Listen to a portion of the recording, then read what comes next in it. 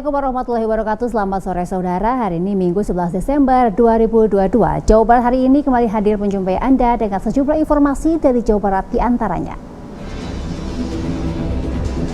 Sungai meluap, ratusan rumah di Ciasem wilayah Pantura Subang terendam banjir.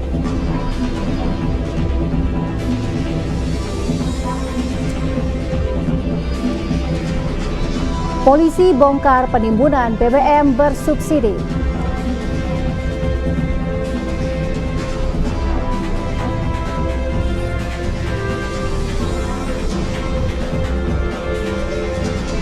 Jelang pemilu, warga jangan terpancing oleh hoax.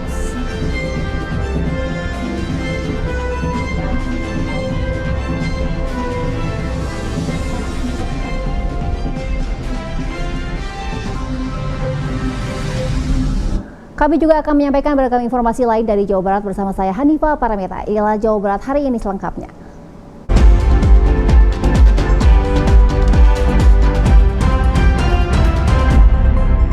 Kita awali informasi pertama dari Subang, Jawa Barat. Ratusan rumah warga yang bermukim di sekitar bantaran Sungai Ciasem, wilayah Pantura Subang terendam banjir.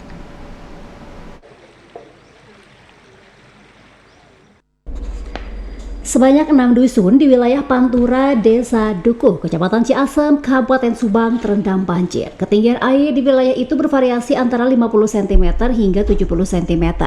Banjir yang merendam lebih dari 800 rumah tersebut akibat intensitas curah hujan yang tinggi sejak beberapa hari terakhir hingga menyebabkan Sungai Ciasem meluap. Kondisi ini diperparah dengan pendangkalan Sungai Ciasem. Selain merendam permukiman warga, banjir juga menggenangi akses jalan utama permukiman warga, serta puluhan hektar area pesawahan milik warga. Akibat banjir ini membuat aktivitas warga terganggu. Meski terendam banjir, warga masih belum mengungsi sebab ketinggian air banjir masih dianggap aman. Ini banjir diakibatkan luapan dari Sungai Ciasem yang dikirim mungkin dari hulu, sehingga akses jalan dan juga rumah-rumah pemukiman warga dari 6 dusun itu kurang lebih sampai ratusan puluh rumah dan juga berapa puluh hektar pesawahan yang terendam akibat luapan Sungai Ciasem ini. Ketinggian air berapa? Ketinggian air kurang lebih sekitar 50-70 cm. Hingga kini air yang merendam pemukiman warga belum menunjukkan tanda-tanda surut. Demikian Hari Ramadhani, TVRI Jawa Barat melaporkan. Sementara itu 3 rumah di Majalengka ambruk dari ketinggian 7 meter. Warga bergotong royong membersihkan material yang menimpa 2 kolam milik tetangganya.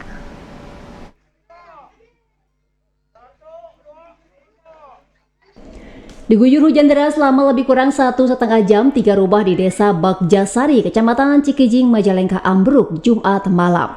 Ambruknya rumah ditandai dengan suara retakan saat hujan yang terjadi pada Jumat sore sekitar pukul 15.30. Rumah di bagian belakang ambruk disusul longsoran tanah dengan ketinggian 7 meter menimpa 2 kolam dan 1 mushola Al-Nawawi.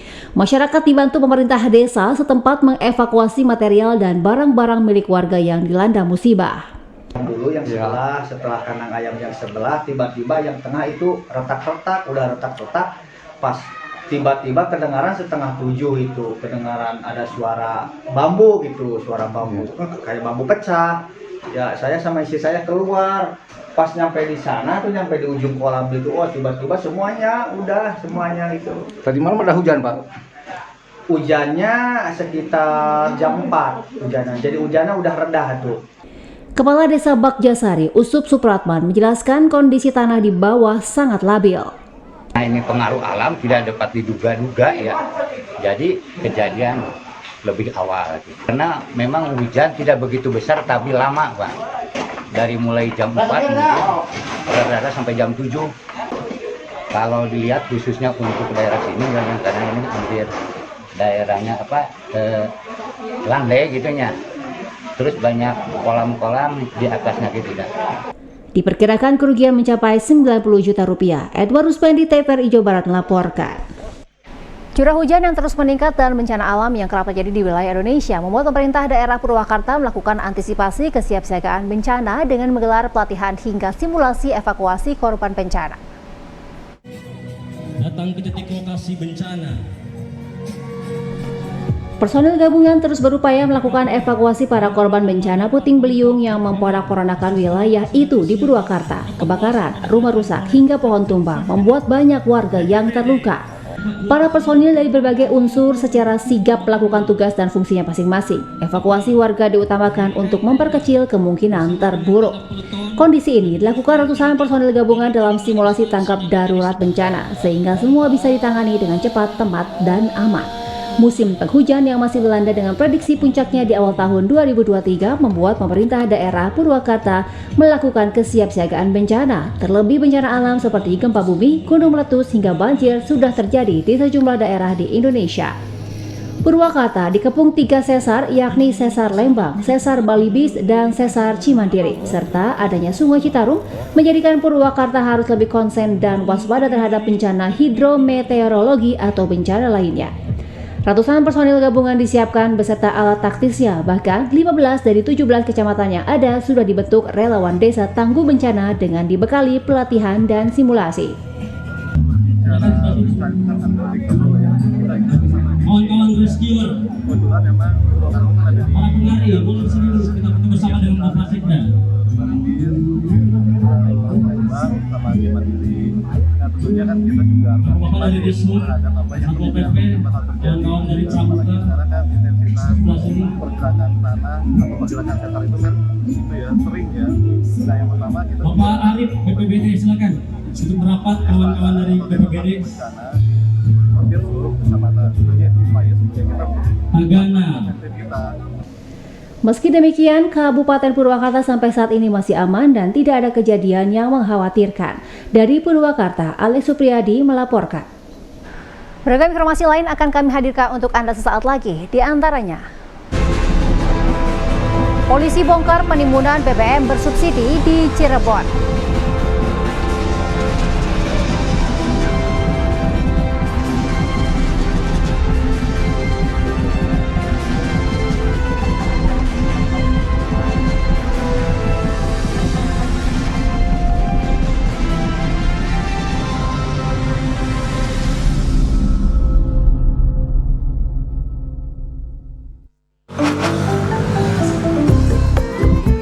Mari Pak. Mari.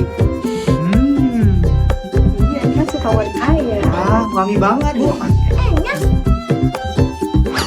Ini Pak, kasih nasi Pak. Ya, mana cukup.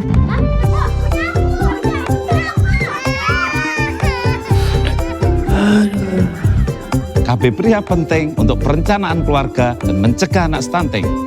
Pria ber-KB itu keren.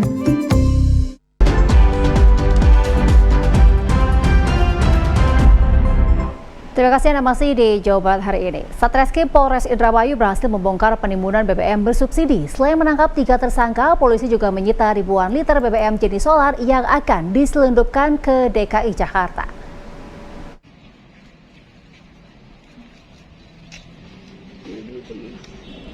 Tiga tersangka penimbun BBM bersubsidi jenis solar ini dibekuk Satreskrim Polres Indramayu di wilayah Desa Lohbener, Indramayu. Dari lokasi penangkapan, petugas menemukan 5.000 liter BBM solar yang akan diselundupkan ke daerah ibu kota DKI Jakarta dengan harga industri atau non-subsidi. Pengungkapan kasus ini berawal dari kecurigaan petugas saat satu unit mobil pick-up yang sedang mengisi BBM di SPBU Pantura membeli BBM dengan jumlah yang sangat banyak. Kendaraan tersebut menampung sebanyak 1.000 liter BBM jenis solar. Setelah melakukan penyelidikan, polisi menemukan gudang penyimpan solar bersubsidi yang berisi 16 kumpah atau dirijen toren dan 5 diantaranya berisi 5.000 liter solar lengkap dengan pompa penyedot serta selang BBM. Kita melaksanakan kegiatan penggerebekan terhadap salah satu lokasi yang diduga melakukan penimbunan solar bersubsidi pemerintah. Jadi setelah kita melaksanakan penggerebekan, di sana kita temukan ya 5.000 liter solar yang bersubsidi yang akan dijual dengan harga solar reguler. Polisi juga saat ini masih terus melakukan pengejaran terhadap 3 pelaku lainnya yang sudah masuk dalam daftar pencarian orang. Atas perbuatannya, para tersangka dijerat pasal 55 Undang-Undang Republik Indonesia Nomor 22 Tahun 2001 tentang minyak dan gas dan bumi, ancaman hukuman penjara 6 tahun dan pidana denda paling tinggi 60 miliar rupiah. Dari Indramayu, Makmur Hamdallah, TVRI Jawa Barat melaporkan. Sat Narkoba Polres Purwakarta meringkus 9 pelaku pengedar narkoba yang salah satunya adalah anak seorang anggota DPRD Purwakarta. Ke-9 pengedar narkoba ini merupakan 2 kelompok berbeda yang ditangkap dalam operasi anti lodaya 2022.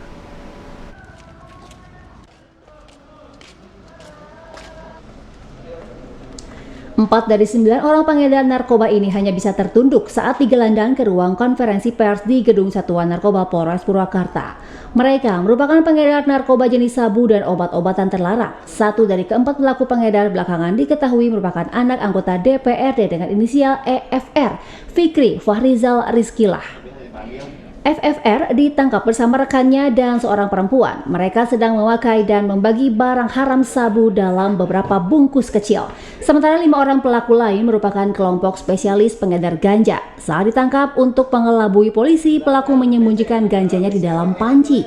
Dari tangan ke-9 pengedar tersebut, polisi menyita barang bukti narkotika jenis sabu seberat 16,90 gram, ganja 810 gram, obat-obatan terlarang 650 butir, dan 5 unit handphone. Semua tersangka ditangkap selama operasi anti lodaya yang digelar mulai tanggal 16 November hingga 25 November 2022 lalu. Hari ini kita press release berkait dengan berakhirnya operasi antik yang dilakukan oleh Sat Narkoba Polres Purwakarta mulai 10 hari, dari mulai tanggal 16 November sampai tanggal 25. Jadi dari jumlah keseluruhan hasil operasi, alhamdulillah TO-nya kita target ada 2, TO-nya kita dapat, kemudian non-TO juga dapat 7 orang, jadi jumlah total seluruhnya itu menjadi 9 orang, 2 TO, 7 non-TO. Kalau kita mempersangkakan mereka itu sebagai pengedar, ya kalau punya laguna enggak, ini masih pengedar, makanya ancamannya itu maksimal 20 tahun. Para pelaku pengedar narkoba ini dikenakan pasal 114 ayat 1 dan atau pasal 112 ayat 1 Undang-Undang Nomor 35 Tahun 2009 tentang narkotika dengan ancaman hukuman maksimal 20 tahun penjara. Dari Purwakarta, Alex Supriyadi melaporkan. Beralih ke informasi lainnya, banyaknya berita kebohongan atau hoax jelang pemilu harus dijadikan evaluasi bagi elit politik untuk bisa menyatukan visi damai agar tidak membuat resah masyarakat. Jelang pemilu 17 April mendatang, suhu politik terus meningkat sehingga masyarakat harus waspada terhadap berbagai pemberitaan yang sifatnya berita kebohongan atau hoax. Saat ini di media sosial banyak berita yang terkesan menyudutkan salah satu pasangan calon dengan berbagai cara dilakukan oleh orang yang tidak bertanggung jawab. Kondisi tersebut membuat masyarakat menjadi resah terhadap berbagai pemberitaan yang ada di media sosial. Salah seorang warga menuturkan elit politik jangan lagi memberikan berita kebohongan, hoax, karena dampaknya akan meresahkan masyarakat. Kita harus bisa mencerna isu-isu yang ada di medsos, karena itu belum tentu benar. Bagaimana Jawa Barat ini kondusif, itu kita kembalikan lagi ke masyarakat. Jadi jangan terlalu percaya dengan isu-isu yang ada di medsos. Kalau memang mau memilih pimpinan, itu sesuai dengan hati nurani Anda saja, jangan terlalu pengaruh dengan omongan-omongan yang ada di medsos. Saya kira bisa menjaga diri untuk menghadapi pemilu, pilkada, pileg, ya. Jadi saya minta kepada seluruh masyarakat, untuk bisa menjaga diri supaya Jawa Barat ini kondusif. Jadi kita kembali lagi ke masyarakat, supaya jangan terlalu percaya dengan adanya isu-isu di medsos, karena itu belum tentu benar. Jelang pemilu, elit politik harus mampu menciptakan iklim kondusif di tengah masyarakatnya sehingga pemilu bisa berlangsung damai. Demikian laporan Nang Herman dan Agung Santoso, TVRI Jawa Barat. Beralih ke informasi pangan, di tengah meroketnya harga telur ayam di pasaran jelang Natal dan Tahun Baru, kelompok ketahanan pangan Manggis 1 RW 04 di Desa Dramaga, Kecamatan Dramaga, Bogor, mulai dibanjiri pesanan telur dari warga sekitar. Di tengah terus meroketnya harga telur ayam di pasaran hingga Rp31.000 per kilogram dalam kurun waktu 2 pekan terakhir jelang Natal dan Tahun Baru, membuat peternak ayam telur kelompok ketahanan pangan Manggis 1 di RW 04 Desa Dramaga, Kecamatan Dramaga, Bogor, Minggu siang mengaku mulai dibanjiri pesanan telur khusus warga RW 04. Dengan harga Rp20.000 per kilogram, telur ayam yang dijual kelompok Manggis 1 produksi ayam telur dari 150 ekor ayamnya mulai dibanjiri pesanan langsung dari warga sekitar. Mulai naik 31.000 karena ada anjuran dari pemerintah, kita tidak boleh melebihi harga dari anjuran pemerintah yaitu 27.000. Kalau di pasar harga 28 kami jual 25. Kalau di pasar harga 25 kami jual 22 gitu. Pokoknya kami menjual telur kami rata-rata di bawah harga pasar. Dengan penghasilan ini untuk masuk masyarakat masih kekurangan nggak, Kang? Sebetulnya kekurangan. Kadang-kadang kami masih banyak masyarakat yang ingin membeli telur, tapi persediaan telur di kami sudah tidak ada lagi, Kang. Program ketahanan pangan yang baru berjalan 4 bulan ini kini mulai dinikmati anggota maupun warga RW 04. Karena hasil telur ayam yang dikelola kelompok warga tersebut bisa dijual ke warga sekitar, bukan dijual ke pasar maupun agen telur demikian. Saiful Hardi, TVRI Jawa Barat melaporkan.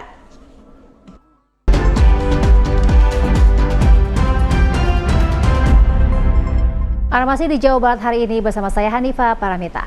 Setelah gempa meluluh lantakan Cianjur, gempa bumi juga dirasakan di sejumlah daerah lain di Jawa Barat. Begitu pula dengan musibah banjir akibat hujan dengan intensitas tinggi dan bom bunuh diri Astana Anyar yang membuat semua pihak harus waspada. Informasi selengkapnya akan kami tayangkan dalam sorotan JHI sepekan berikut ini.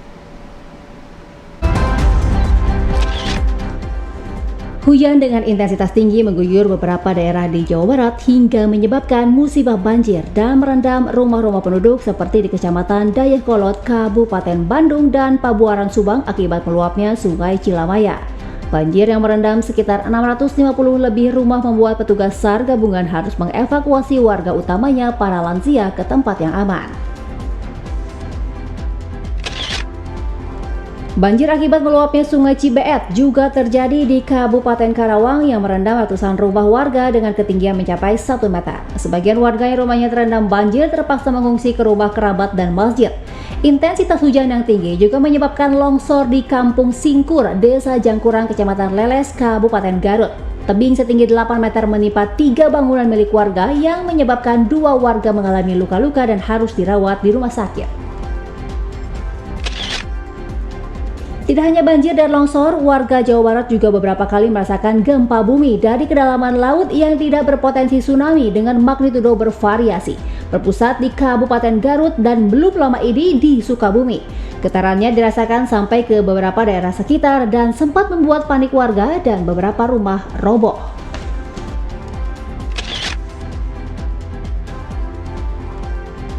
Musibah lain yang juga dirasakan oleh warga Jawa Barat khususnya Polri adalah bom bunuh diri Rabu lalu yang diduga dilakukan oleh anggota JAD di Mapolsek Astana Anyar, Kota Bandung. Bom bunuh diri yang dilakukan oleh Agus, mantan narapidana teroris untuk kasus bom panci Cicendo tahun 2017 yang bebas pada tahun 2021 ini, menewaskan Aibda Sofyan yang berupaya menghalangi Agus yang mengacukan senjata tajam dan hendak menerobos apel pagi. Peristiwa ini mendapatkan perhatian serius dari para petinggi RI dan kecaman dari seluruh masyarakat karena selain Aibda Sofyan, bom bunuh diri yang dilakukan oleh Agus ini juga melukai 10 orang lainnya yang harus dirawat di Rumah Sakit Sartika Asi dan Immanuel. Pasca bom bunuh diri, kepolisian baik Polres maupun Polsek memperketat pengawasan dan penjagaan agar kasus serupa tidak terulang kembali dan masyarakat kembali merasa aman.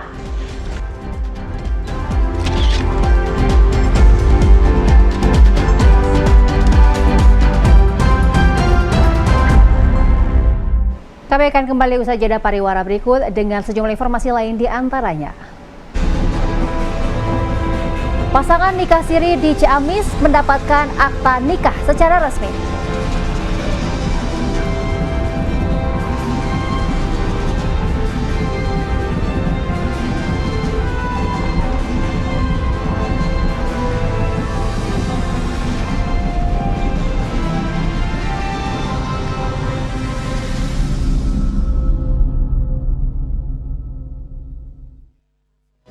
Festival Budaya Sumarak Minangkabau di Tatar Sunda bersama Ikatan Keluarga Minang Jawa Barat 16 hingga 18 Desember 2022.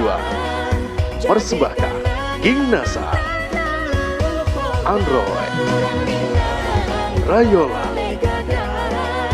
Lepai featuring Syahrial Tando, Yan Riboy, Kuntoro MC. Kajian bersama Ustadz Komarudin Khalid. Seminar bersama Lumbung Indonesia. Dan masih banyak lagi. Jangan sampai terlewat. Acara ini dipersembahkan oleh Ikatan Keluarga Minang Jawa Barat.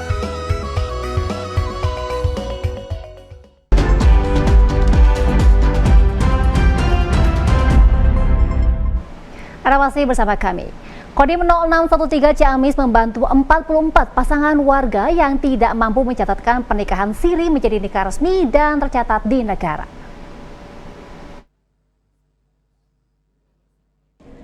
Terdaftar 44 pasangan nikah siri di Kabupaten Ciamis dan Pangandaran mendatangi Aula Makodim 0613 Ciamis 8 Desember 2022, yakni bertujuan untuk mengurus surat nikah resmi karena tidak sedikit dari pasangan tersebut kesulitan mengurus surat nikah karena proses yang berbelit serta tidak ada biaya. Dan di 0613 Ciamis, Letkol Infanteri Wahyu Alfian Aresandi mengatakan bahwa tujuan diadakannya kegiatan ini untuk membantu masyarakat yang kesulitan mengurus surat nikah resmi, sehingga ia menugaskan Babinsa dan meminta bantuan Babin Kaptipmas di setiap desa untuk menyosialisasikan kegiatan tersebut. Adapun tahapan yang harus dilalui oleh pasangan nikah siri yakni verifikasi data, persidangan, serta kepengurusan surat administrasi lainnya seperti kartu keluarga, akta kelahiran, dan lain sebagainya. Mereka mungkin kalau mengikuti secara mengurus perorangan maksudnya ya, mengurus perorangan paling tidak mereka mengeluarkan anggaran sebesar 4 juta rupiah. Tapi dengan kita bekerja sama dengan pengadilan agama, dibantu dengan KUA, kemudian juga dari kantor catatan sipil, alhamdulillah ini free buat masyarakat. Pasangan nikah siri tersebut tidak mesti datang ke pengadilan agama karena petugas dari pengadilan agama yang datang ke Aula Makodim 0613 Ciamis dan memproses langsung. Karena sudah bekerja sama dengan Disduk Capil Ciamis, jika surat nikah resmi selesai maka otomatis kartu keluarga juga turut diperbarui. Dari Ciamis, Yusi Luciana, TVRI Jawa Barat melaporkan. Kini kita beralih ke informasi olahraga. Tim angkat besi Jawa Barat keluar sebagai juara umum pada Kejurnas Angkat Besi 2022 usia 13 dan 15 tahun yang berlangsung di Kabupaten Bogor akhir pekan ini. Jawa Barat berhasil mengumpulkan total poin terbesar yakni 468.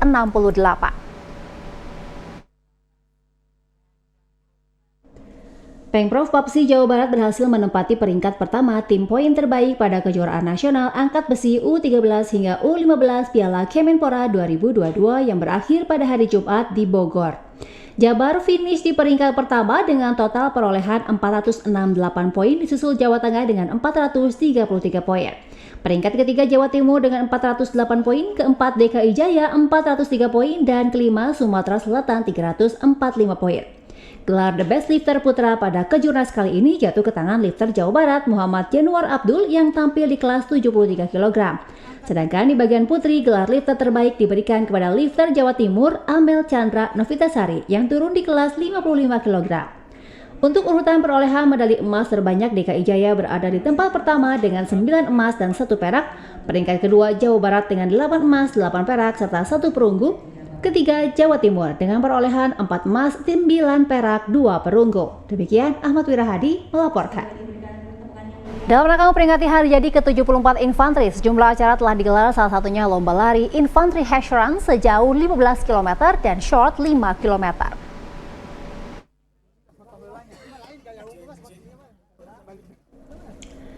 Menyambut hari jadi Infanteri ke-74, Pusat Kesenjataan Infanteri Pusanif mulai menggelar beberapa event, salah satunya lomba lari Hash Run 15 km dan 5 km. Event ini pun disambut oleh para pencinta lari baik dari komunitas maupun masyarakat. Terbukti sebanyak 750 peserta mengikuti lomba lari sejauh 15 km yang melewati rute menantang di wilayah Bandung Utara. Pihaknya berharap dengan event ini keberadaan infanteri selain tugas dan fungsinya juga bisa dicintai di hati rakyat. Wadan Pusanif Maijen TNI Asep Setia Gunawan mengatakan kegiatan event ini dapat membangkitkan kembali olahraga lari di masyarakat. Mudah-mudahan kegiatan HES ini bisa membangkitkan lagi di Kota Bandung ya, karena olahraga ini olahraga yang sangat bagus gitu ya. Dan terima kasih kepada grup HES yang ada di Bandung, Pelita, BHH, terus apa lagi ya, Oka ya. Yang mudah-mudahan kerjasama ini tetap terbina ya. Dan ini adik-adik kita dari Brimob, terima kasih ini juara harapan 2, kemudian dari Armed ya. Selain lomba lari, pihaknya pun menggelar Infantry Shooting Championship yang digelar di lapang Pusdikip Pusenif Cipatat, Bandung Barat. Arif Budi, TVRI Jawa Barat melaporkan. Berikut kita ikuti situasi dan kondisi lalu lintas di Kota Bandung berdasarkan ATCS Dishub Kota Bandung.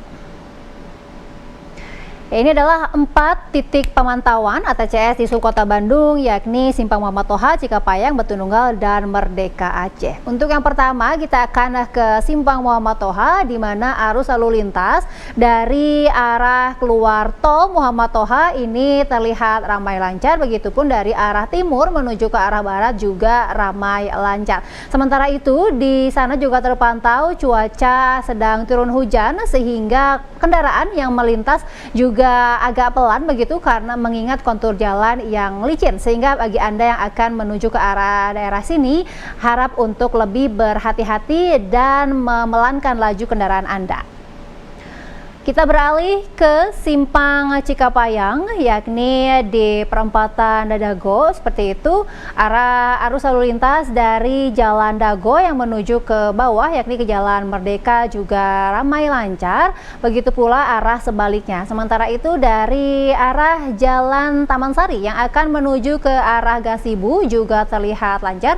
Namun dari gambar ini juga terlihat mulai adanya agak kepadatan seperti itu di bawah Jembatan Cikapayang, dan cuaca juga sedang turun hujan di sini dan kondisi jalan juga terlihat licin seperti itu, sehingga Anda diharapkan untuk tidak terlalu mengebut di daerah sini.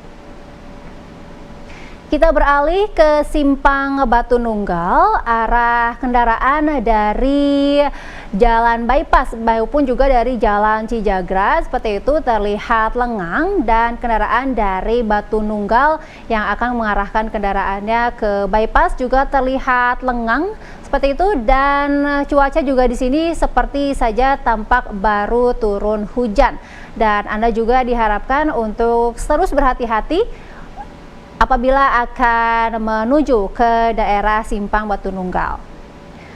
Lalu kita beralih ke Simpang Merdeka, Jalan Aceh, arus lalu lintas terlihat juga lengang seperti itu yang mengarah dari arah pusat perbelanjaan menuju ke Jalan Merdeka bawah, yakni daerah Polrestabes Bandung, juga terlihat lancar, ramai lancar. Begitupun juga arus lalu lintas dari arah Wastu Kencana yang akan menuju ke Jalan Aceh juga terlihat ramai lancar. Cuaca juga di daerah ini baru saja turun hujan, namun tetap saja bagi Anda yang akan mengarah ke daerah sini diharapkan terus berhati-hati mengingat kontur jalan setelah turun hujan biasanya agak licin, sehingga berisiko jika Anda menjalankan kendaraan Anda dengan kecepatan yang tinggi.